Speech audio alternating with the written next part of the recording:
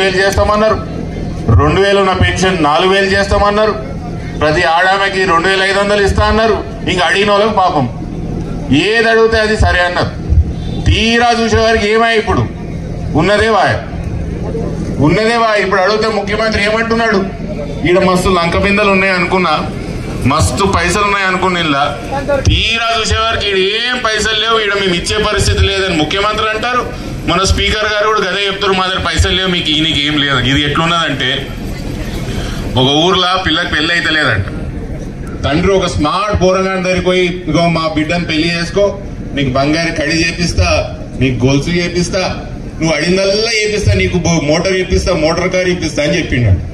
తీరా పిల్లగాడిన మీరు పెళ్లి చేసుకున్న తర్వాత అల్లుడు పెద్ద మనిషికి అడిగితే ఏమై మామ నా కడి ఏమేమై గొలుసు ఏమై అంటే, అల్లుడు అప్పుడు చూడనీకే స్మార్ట్ గా అనిపించినావు కానీ ఇప్పుడు నీకు బట్టతలు వచ్చింది. మళ్ళీ ఇప్పటికి మళ్ళీ పాపం అల్లుడికి మంచిగానే ఉన్నాడు, బట్టతలు ఏం లేదు.